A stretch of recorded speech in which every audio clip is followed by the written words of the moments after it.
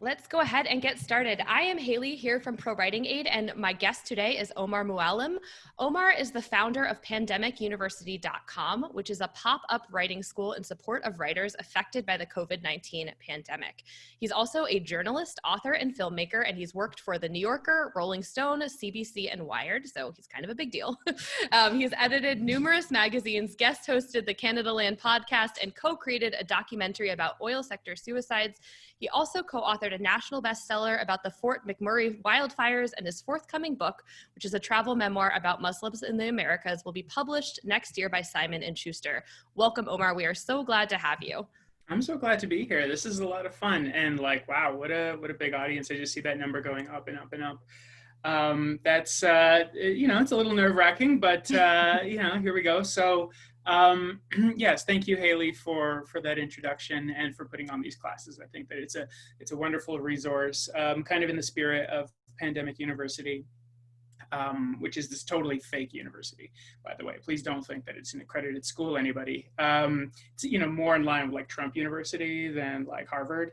It kind of in that spirit, I think that you can make the best of terrible circumstances as this pandemic crisis is, and put your time and channel your energy, whether it's creative energy or nervous energy, into writing. I think it's a good use of a crisis. So I'm really happy that ProWritingAid is taking the lead with these kinds of creative writing classes. So how about I share my screen and we get started? Does that sound good? Perfect. Let's do it. Okay. So this is the Modern Writer's Tech Toolbox. This is a class that I've given a few times before over the years. My first time was in 2012. The technology that is available for writers, whether it is specifically designed for the writing process or it's designed for something else, but is just well applied to the writing process. It has improved significantly and changed a lot. So every few years I like to do this. Sometimes I can do this over 3 hours. So this is a little bit of more of an abridged version. And the way that I have broken it up today is to kind of just focus on the process of writing. So starting with the interview process and then going into the editing and polishing process. Before we get there, I just want to tell you a little bit about how I ended up being a bit of a tech nerd in the writing field. So this was a cover story for the Alberta Writers Guild magazine here where I live in Edmonton. I don't know how this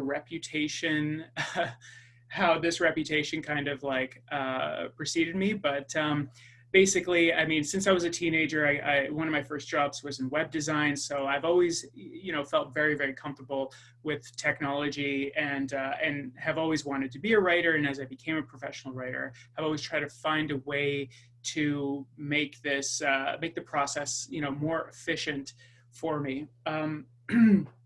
So the other reason that I will employ a lot of this technology, I'm just going to be very honest, is the fact that I have ADHD. And so a lot of the technology I use is to help me focus. It's to help me kind of like streamline my process and stay organized and make sure that, I don't get distracted and forget what I'm actually here to do, which is write a book or a story or whatever it is that I happen to be working on at the time. So I'm going to start with just a little bit about gear. It seems a little bit odd to be talking about writing on the go when we can't really go.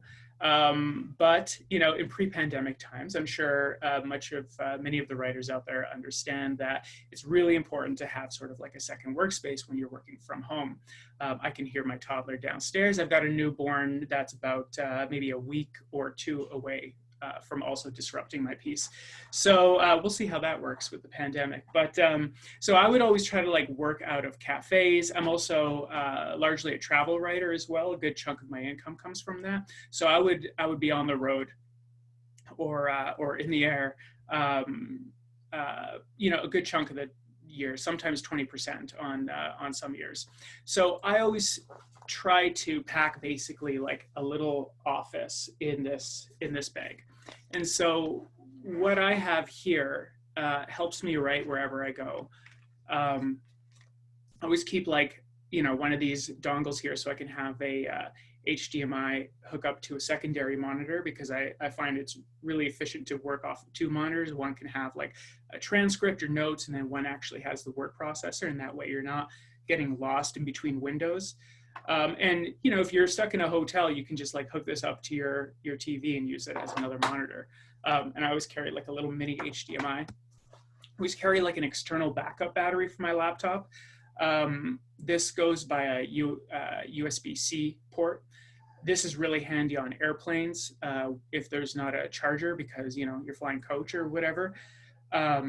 Running out of batteries, and this will give you like a good 2-3 hours of power. This is from RAV Power, but you can, a lot of companies make versions of these external battery packs, and I think you can get them for as cheap as like $30 these days. By the way, when I talk currency, I'm mostly talking Canadian, but you'll see when I start to get into some of the different products that we're sharing that it will be sort of a mix between euros, Canadian dollars, US. I know that'll be a little bit confusing, but I trust that you're able to sort of do your own research afterward and find out whether it costs a fortune in your currency or not. Always carry little mini USB ports, Tylenol, because you never know. And phone charger. This is a what's it called, SD card reader. When I'm traveling, taking photos, always have to back up as soon as I can. Another plug for my laptop, because you never know. Let's see, what else do I have here? I'll back up my book on this. If I can't bring like my backup drive with me and I'm writing, I'll make sure that at the end of the day I'm backing it up on a thumb drive. When I used to do presentations in person, it was always good to have like a handy little laser pointer / remote for my PowerPoints. What else do we got in here? Another little backup battery for my phone. I have a little satchel here of like all sorts of little adapters so that I can connect this to that and the other. But my absolute favorite tool is this pen. And I'm not being ironic, because it is what they call a smart pen. I'll press the button there, and then you can see my pen is turning on. So this is something from a company called LiveScribe. It's a smart pen. And maybe what I'll do here is, oops, I think I accidentally hit a couple things. I'm going to stop sharing my screen for a moment, and I'll just demo how this works. So this pen works with specific books, but the books aren't that expensive. They're about $5 to $7 each. The paper is like, I don't know, it's made of some sort of digitized, I'm just going to say nanotechnology. I have no idea. Or fairy dust, let's say. Fairy dust with a mix of nanotechnology.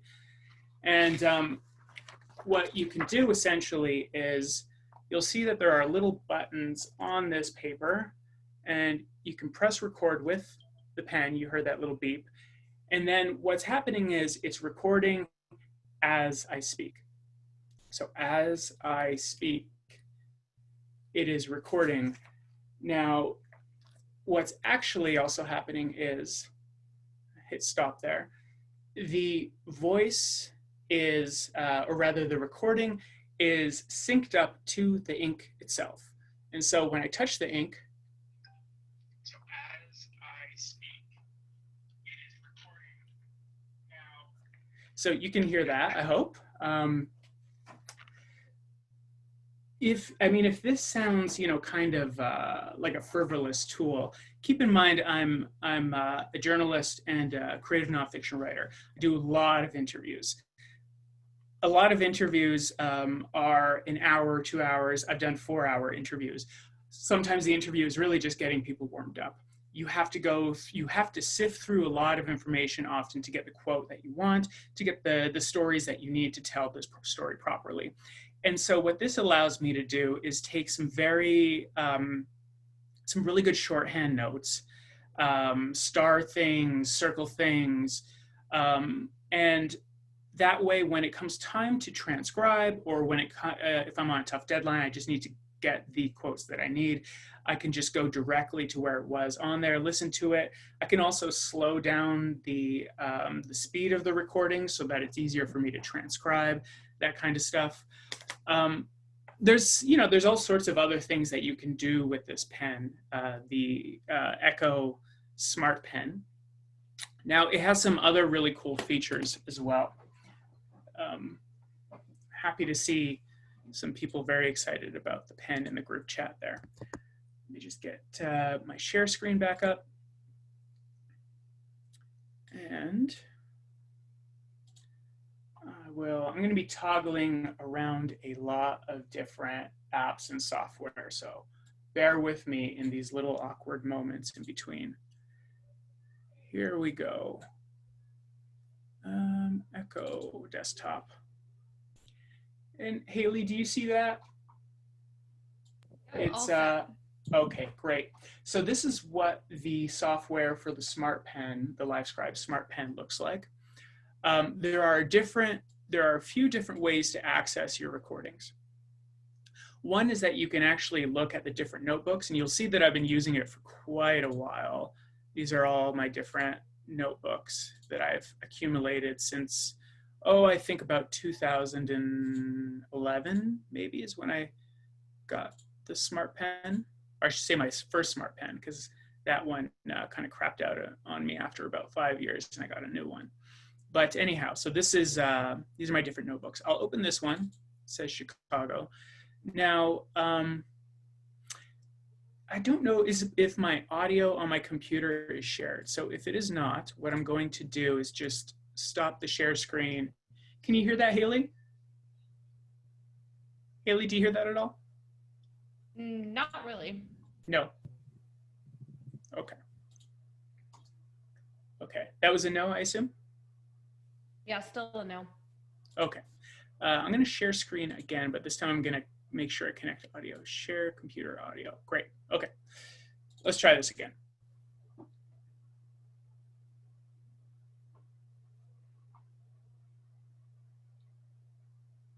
Okay.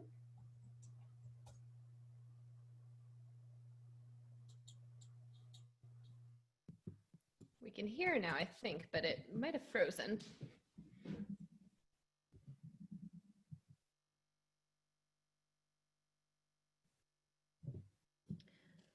Looks like Omar might have frozen. We'll give him a second to come back on.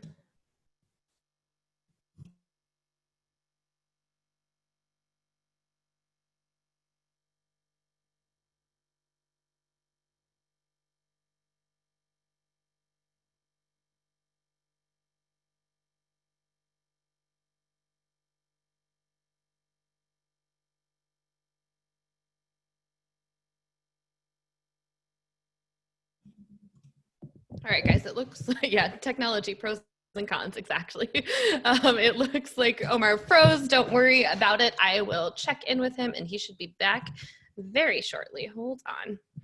Awesome. So Jeff just sent us, I know, oh, here he is. Hey, Omar. Oh, we can't hear you now, but you are back. So maybe your microphone is off.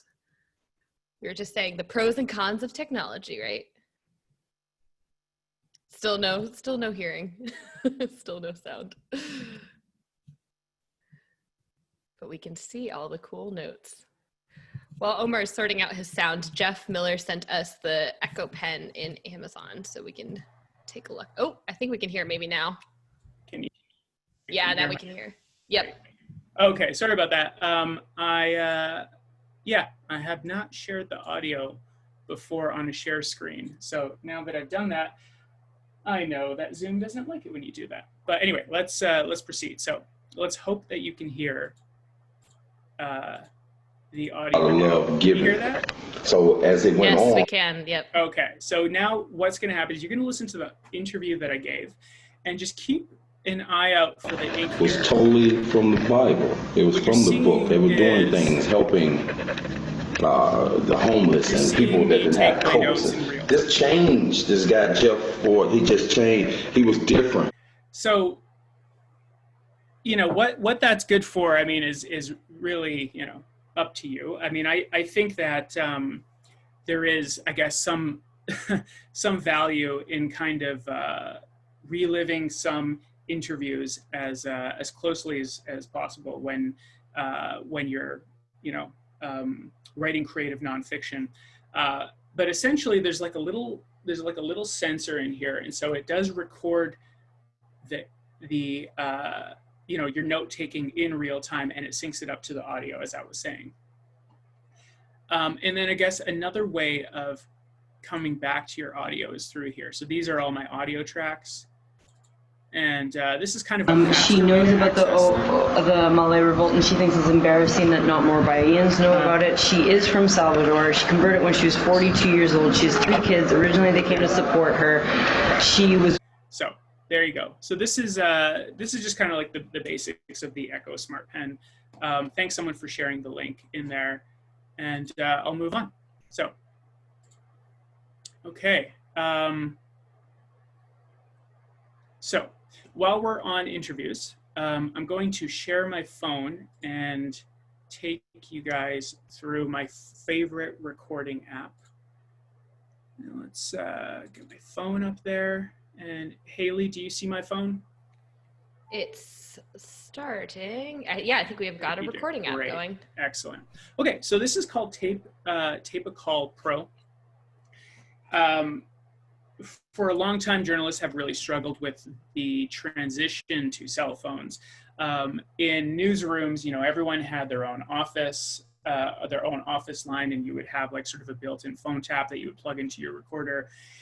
But as the rest of the world moved away from landlines and we all sort of adopted cell phones as our main telephones, phone taps never really caught up. There is something called an Olympus phone tap that it's a little bit awkward. You plug it in your phone, you got to stick it in your ear and kind of make sure that it's held there with your phone. It does a good enough job. But what I really like about this app, Tape a Call Pro, is that, well, here, I'll show you. So here's how I'm going to use it. And are you hearing audio, Haley? I don't think so. You don't. I think I might have that audio problem again. So at the risk of this crapping out again, I'm going to share audio. Oh, it was shared actually. Okay, well let's try it anyway. It looks like it was connecting, so maybe it'll just take a second to come in. Okay, so the way that it works is, I mean, like a normal phone, first you make the call, it goes directly to Tape a Call Pro's phone number. It's a toll-free number. And then you hit add call. And what you're essentially doing is doing kind of like a 3-way call. I'm just gonna call my wife here. And I've asked her not to answer. I think we can hear it now. There you go. Hello. Oh, you did answer. Well, that's great. I did. So my wife just answered. I'm going to hit merge calls. And once you hit merge calls, it's officially recording. So thanks, Janae, for picking up the phone. Would you like to say something to like 200 and some people around the world? There is literally not a single thing I want to say at all. Okay, great. It's been great speaking with you. We'll see you soon. All right. See you later. I love you. Bye-bye. I love you. Bye. Okay. So this is, that recording is going to go into my little index there. You can see that there's a new recording. 1 minute, 4 seconds. There it is.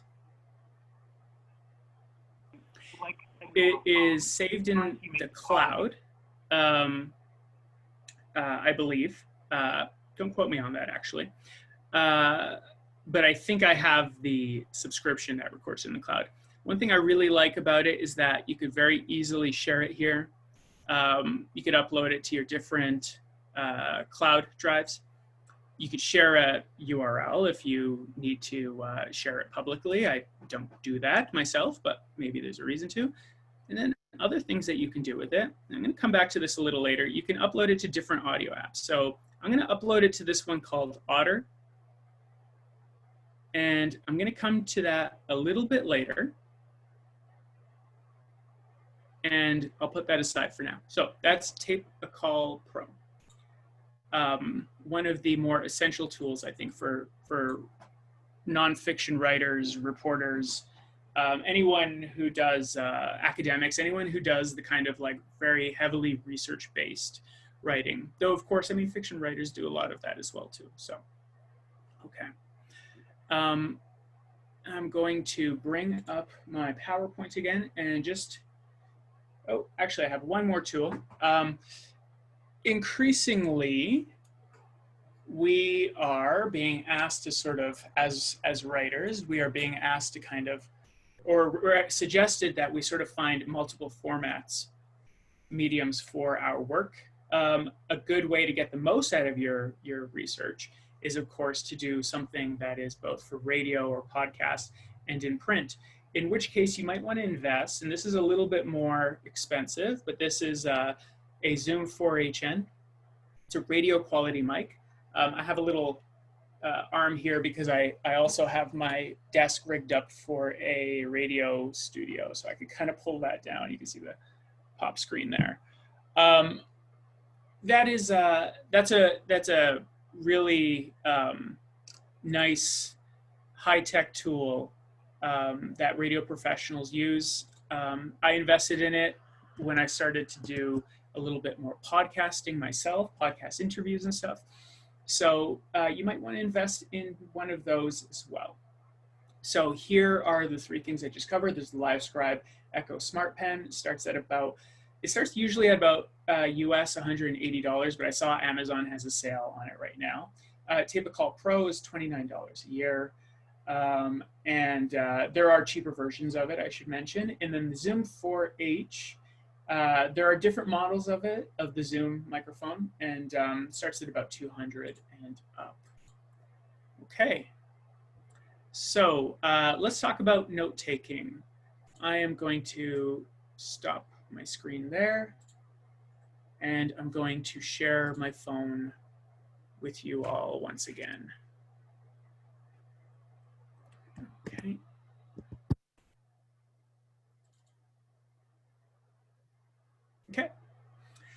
Okay, so lots of different note-taking apps out there. There's basically two that I use, and they're not really the best, but for me, it's really just about simplification. So the first one I use, obviously, is your normal ass iPhone notes app. I'm sure there is a pretty good version of it for Android as well. They have really souped up this app. They've improved it over the years. There's a lot more that you can do that a lot of people don't know. You can take some pretty comprehensive notes in something. Here's some notes that I created for a long-form feature story about the first Arab American movie star. I created a little bit of a family tree, and it was just sort of taking notes. You can create task lists for yourself. That you can embed audio, you can embed photos, of course. So it's not a bad app. Here's another one. This is a note that I share with the social media manager at Pandemic University. It just allows us to sort of share links that we want to put out there on our social media. The other one that I use is Notebook from Zoho. It's also free. I really like the interface. I'll start with that. I think it's, even though they're not real notebooks, giving you the option to have different notebooks and then give them a cover that's, nice design, like those composite notebooks. I think it's just a nice touch. But here are different notes for the book that I've been working on. And, it's nicely designed. It's easy to navigate because they're nice big pictures. The text is large, which I really appreciate. And you can put some photos, some text in there. You can also, I mean, there's several things that you can do. In there, you can create different versions of it. You can tag it. So if you want to be a little bit more organized with your notes, I would also recommend Notebook. And like I said, it's also free. I'm going to come back to my computer and look back at the sort of computer versions of these. Okay. So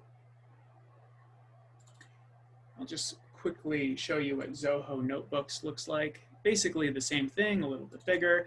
What I think is just, I guess, important to note is that, you know, it's important to have, I think anyway, to have your notes synced up in the cloud. That way across all platforms, whether you're moving from your phone to a tablet to your computer or someone else's computer, if your computer craps out, if you're traveling, you forget it, whatever happens, you can always access these things so that you're not, I guess, impaired from doing the work that you got to do. So that's Notebooks there.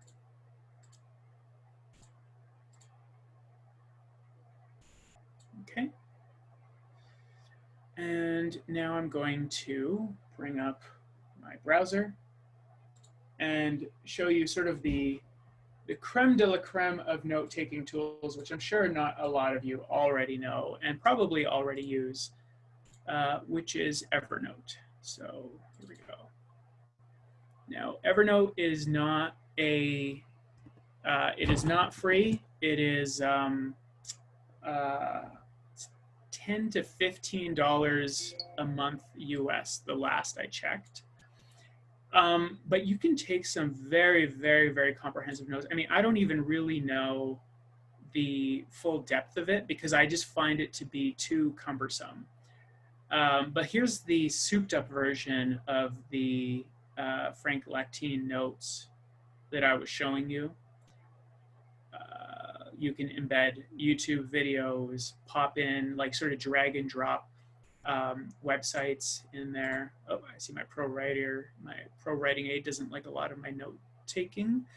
Have, you know, kind of like the LiveScribe, you can have different notebooks. All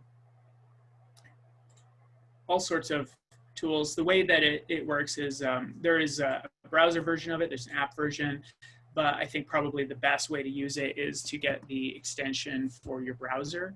And that way, as you're surfing the web, using the extension, you can kind of like cut and paste, drag and drop, and move rather efficiently as you're taking notes.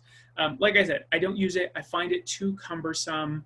And honestly, I think I'm kind of over subscribed to different apps and software. So, you know, you kind of draw the line somewhere. So I'm going to stop sharing my screen again. I'm going to move to my PowerPoint and just put those notes up. Oh, I might have moved too fast, actually. My bad. I think I had a couple more things to show before I did that. Okay, let me back up a little bit. Okay. Yes, I do. Okay, so I'm going to go back to my browser and show you some other handy tools with that are still kind of in the research phase. So we're still in the research phase. We've interviewed, we've been taking notes, and of course we are reading lots and lots and lots. So here's the end result of the Frank Lactine profile.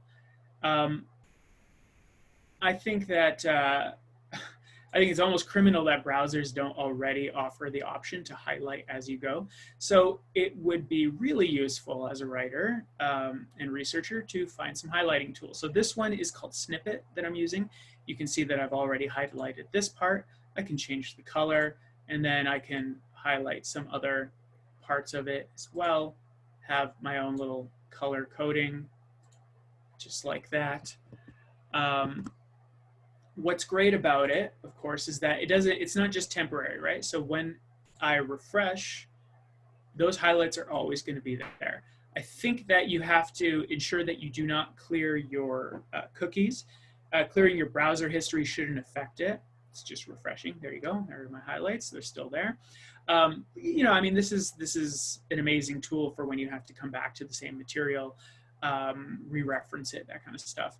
I'm using Firefox right now, and the one thing that I really like about Firefox is it has a lot of like little hidden features. You can take a screenshot of a page and it will basically make a PDF of this entire page with the highlights. So if you wanted to export it with the highlights and, you know, maybe look at it on your tablet or just kind of have a downloaded version of it on your local disk, for whatever reason, you can do that quite easily. There are lots of alternatives. There's one called Liner. Let me show you a free one that does basically all of that with Google Chrome. I don't use Google Chrome anymore. It just takes up a little bit too much RAM for me. However, one thing that I do miss about it is this tool called Super Simple Highlighter, which does the same thing as Snippet, except that it is free, which again, when you are, you know, subscribed to 20 different things a month, that starts to really matter. So again, just highlight what you want. Super Simple Highlighter is the extension name. Turn it green. You'll see that I've already highlighted some things here. If you don't want it, just hit close. What is really cool about Super Simple Highlighter, I don't know why it does this, but the other ones like Snippet and Liner don't, is if you wanted to export it as a PDF, and Haley, let me know if you're seeing this because it's kind of opening up a print dialog. Yeah. You are seeing it? Yep. Okay. It's loading so if you the want preview, to yeah. save it as a PDF,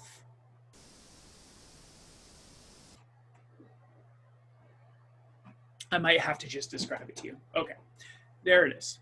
You can see that it retains the highlights and it retains the text. So it's not a picture version. You can keep all your highlights in there and still have it as a text PDF. And that is a super handy tool to have. So that is a Super Simple Highlighter.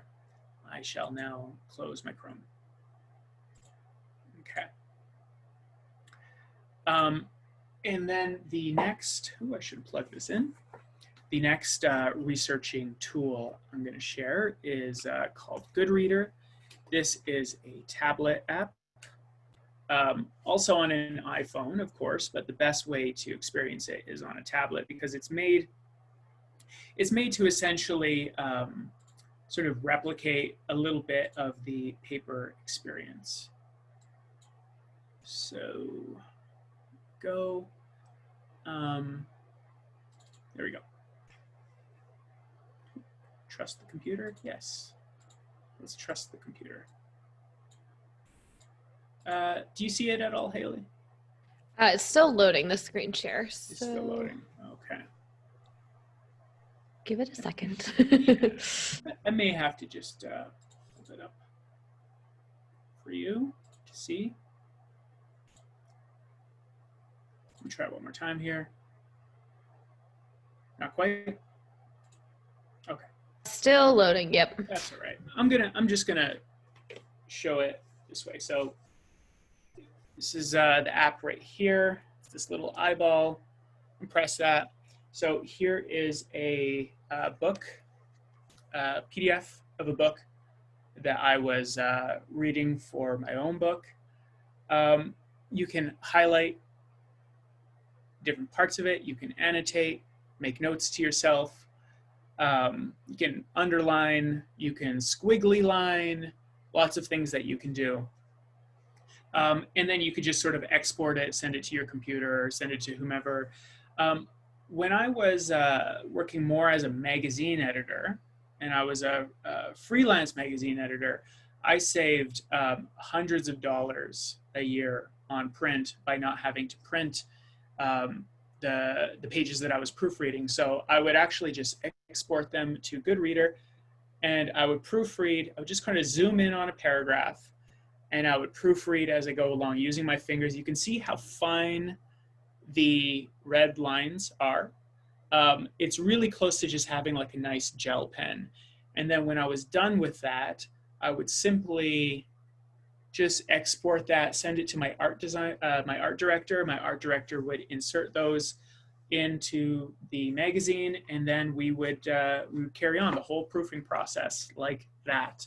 So that is called Goodreader, and I find that to be a pretty essential tool to have, and it's really affordable. I think it's $6 as an app, as a one-time fee. There are free versions of this and most of the other things that I'm going to mention. So there you go. Evernote, $10 to $15 a month, but you could always use Zoho Notebook or your regular ass Notes app. Snippet is a freemium. It's $4 a month. There is currently a $25 year sale. It works in all browsers. There might even be an app.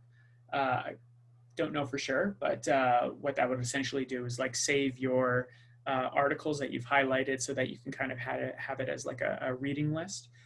And then Goodreader, which is $6 a month. Again, there are free alternatives. There's Foxit Reader, there's Zodo.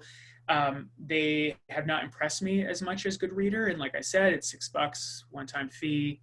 You know, why not? I definitely use it enough to justify a purchase like that.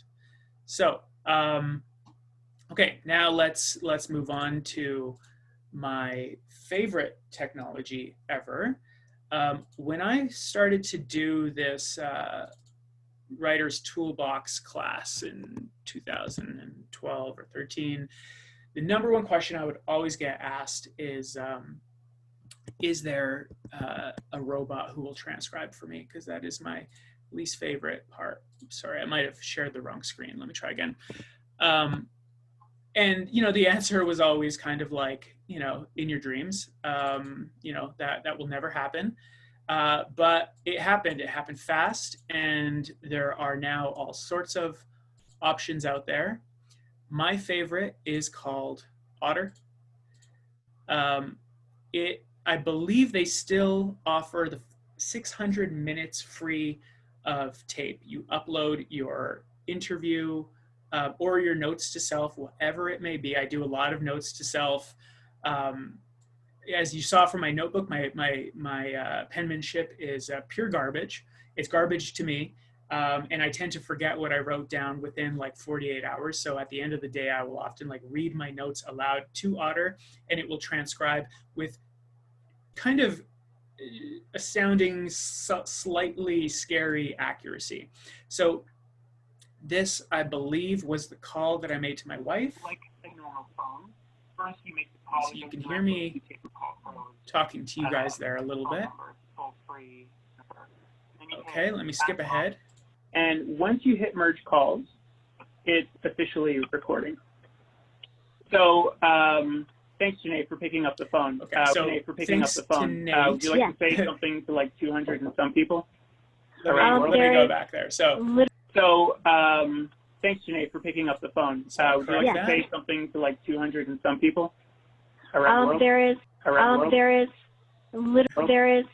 literally not a single thing I want to say at all.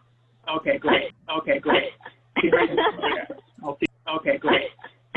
So let's just focus on these 3 lines. So that's like pretty freaking accurate. You can imagine how much time that would save someone. So I'm going to put that as me, and then I'm going to put that as Janae, and I'll select this one as me too. But what should actually happen is the next time this will load up a little bit, and maybe in about, you'll see it says realigning text with audio.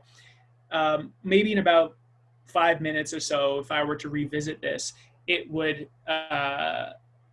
do a really good job of guessing who is Janae and who is Omar.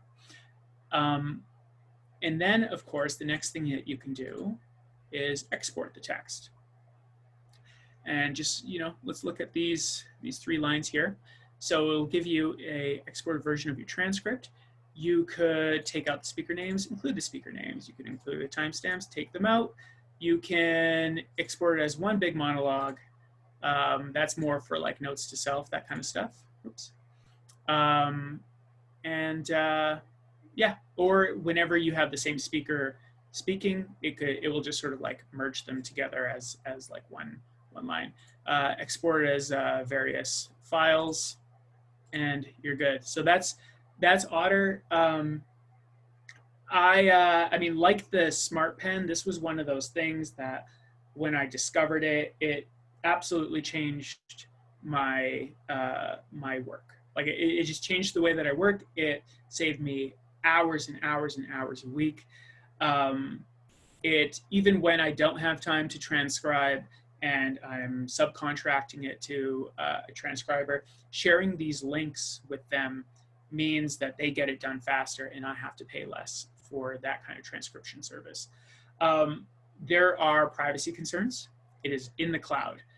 Something or someone is listening to these recordings. I would not upload sensitive material. Anytime I have a anonymous source, someone who has agreed to speak with me under some sort of sensitive conditions, I would not upload it to this. I just got to do the work and transcribe it myself. Hopefully with my pen, I took some really good notes and I can get through that pretty quickly.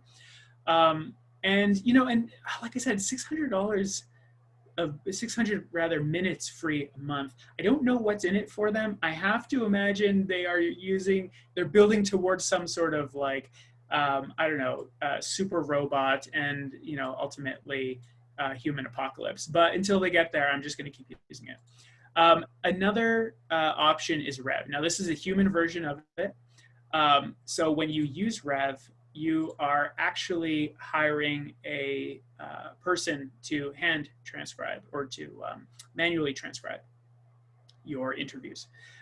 What's nice about it, though, is that it also has a really nice user-friendly kind of design, so that when you're going through your interview, you can edit it if there are any. To a more simple. Okay, we're ready. You can. I didn't show this in Otter, but you can highlight in both.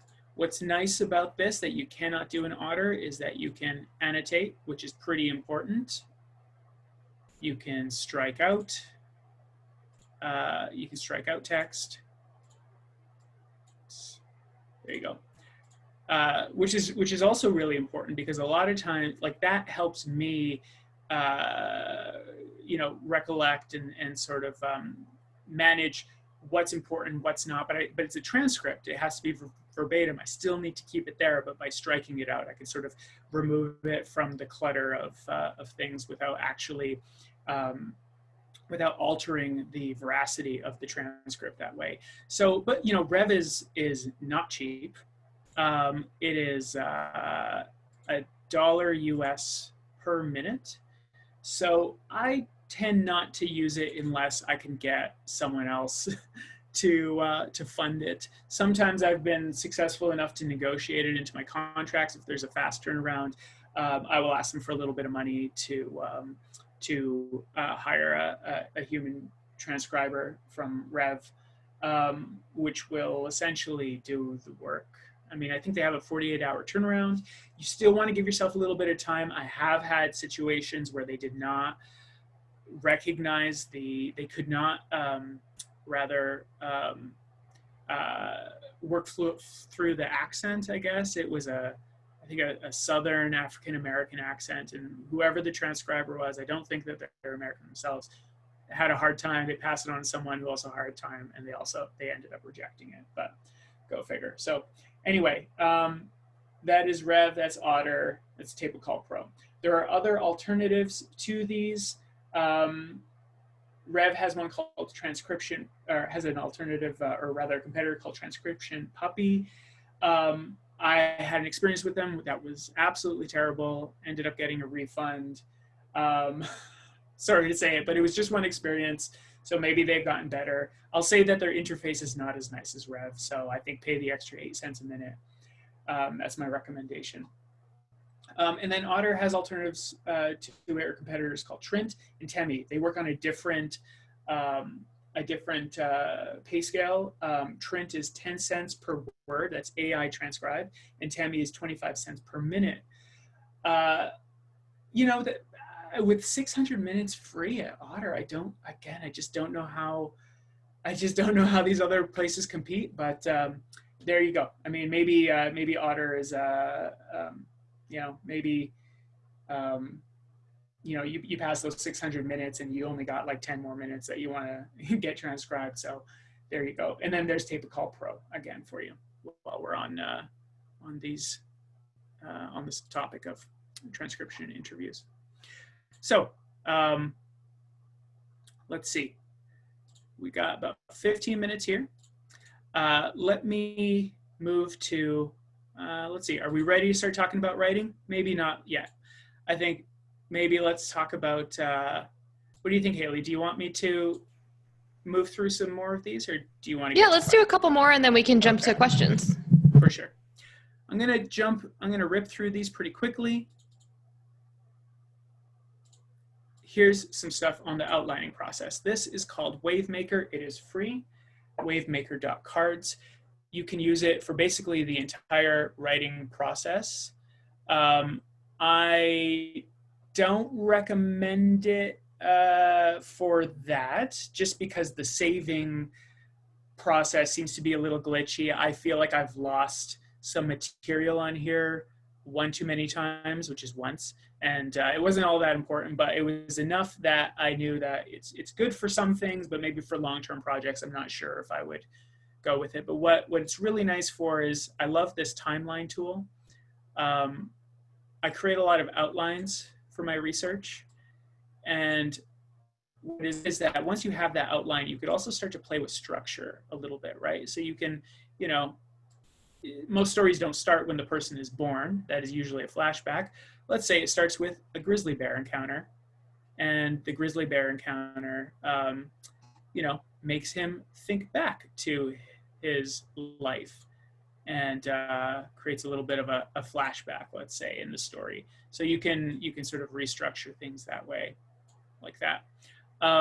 It also has a mind map.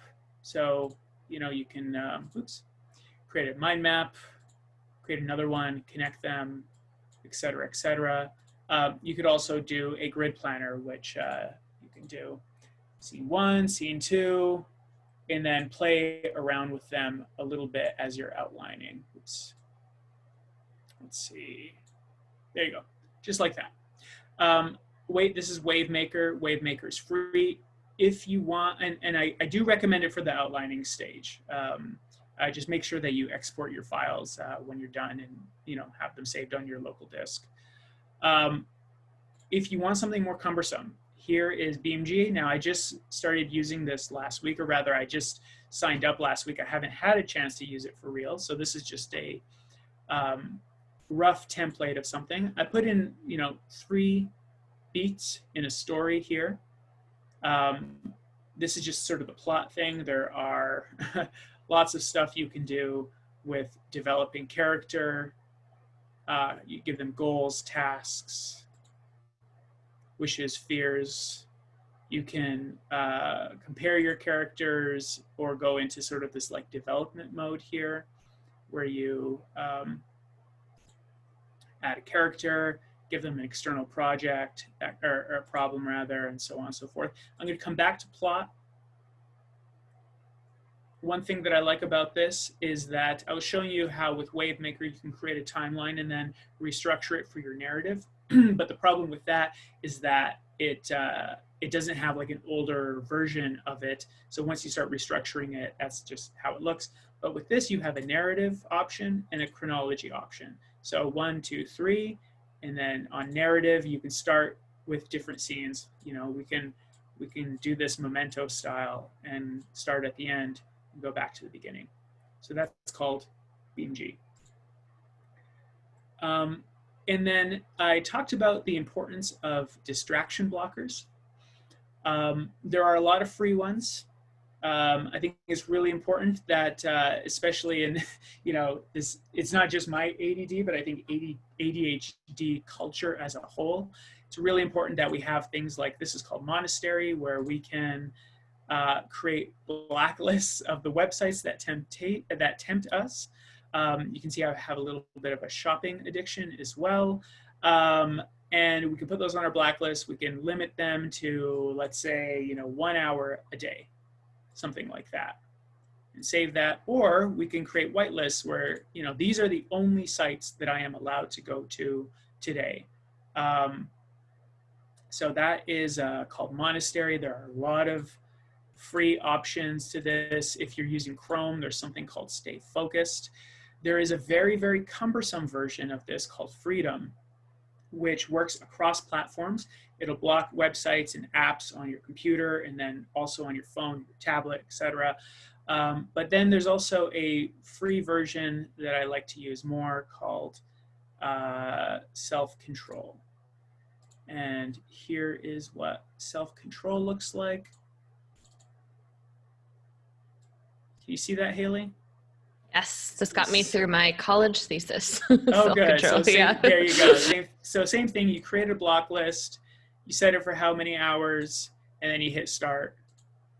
And so I like that tool a lot.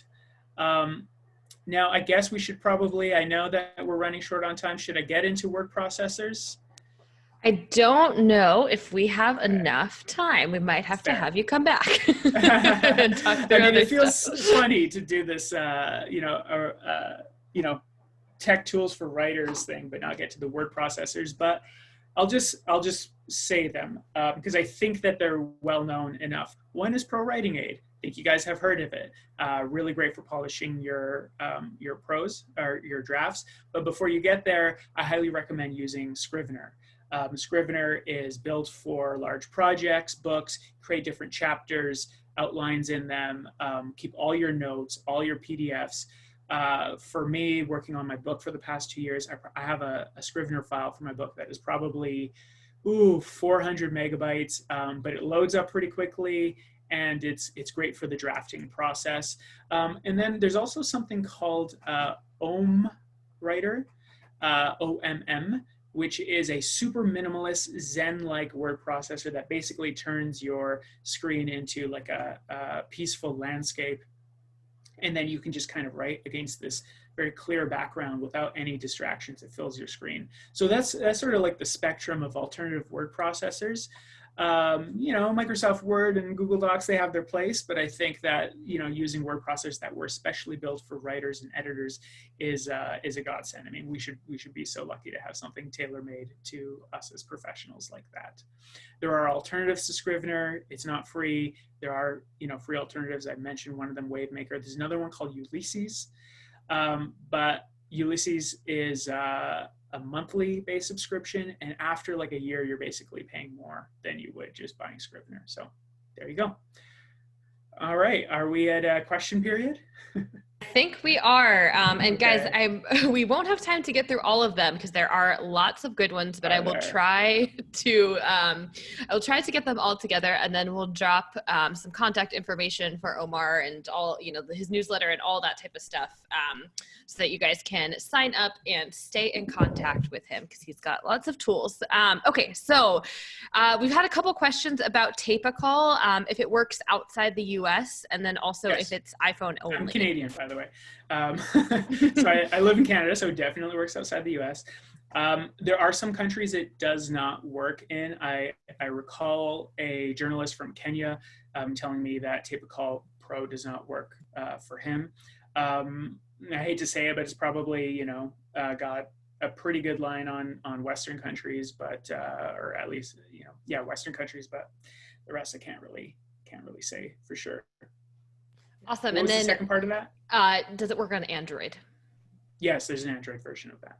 Awesome. People will be very happy to hear that. There are lots of people saying that. Okay. All the apps I mentioned should work on Android as well. I don't think there are any that are iPhone specific. Alexander was hoping for Android peasant apps for the Android peasants. His words, not mine. So should be happy to hear that. Okay. Eric asked about the bag that you had at the very beginning that was holding all of your tech. Yep. What bag was that? Oh, yeah. I mean, there's just a bunch of like gadget cases. You just call like Google Electronics Kit or something. This is by TomTalk.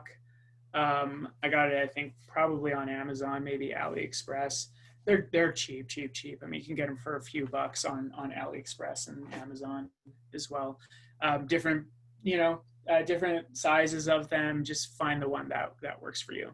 But it's nothing special. It's just a bag. Awesome. It's a bag with a bunch of zippers. Yeah. and the zippers are specific for like cords and power outlets and that kind of stuff. Amazing. Okay. Vivian asked, does tape a call notify the other person that you are taping? I believe in the UK, you have to let the person know. Yeah, you have to verbally let them know. It's funny. So in Canada, we don't have that law. As long as one person knows something is recorded, it's legal. In the US, it's state by state. And I can never remember which states, do or don't. As just good practice, I always like tell people that tell people I'm going to record, and there's also like a little pause when you go to merge calls, so that's also a good moment to tell people too. I always say like, okay, well, thanks for speaking with me. I'm just going to hit the record, or rather, I'd like to record this. They give me their consent. And it's like, okay, you're just going to hear a little brief pause, and then I'll be right back, and it's half a second. So there you go. Awesome. A bunch of people were chatting in the chat and here in the questions about Microsoft OneNote and wondering if you had any opinions on that. I have zero opinions on it. I've never used it. I know it exists, but yeah. Yeah. Perfect. Charles asked, can you confirm the mini workflow you went through? Specifically, you used Tape a Call Pro for the brief conversation with your wife, and then that was sent automatically to Otter? Mm-hmm. Yep. I just uploaded it to the Otter app. The Otter app is synced up to my Otter account, obviously, and then I accessed it through a browser. Awesome. Okay. Do you have a specific headset that you use for voice dictation? No. My microphone on my, phone headphones or on like my Bluetooth are good enough. Cool. Awesome. Have you found a streamlined way to get your notes or other files into the research folder in Scrivener? Oh, yeah, that's a good question. No, I mean, I would love to see Scrivener have those kinds of like import options. But I think that would require it to sort of be a little bit more cloud-based as a system. And it's not. And that's actually something that I like about it, is that it's on the local disk. So it's not, if your Wi-Fi is crappy or something, you're not, imprisoned from your work.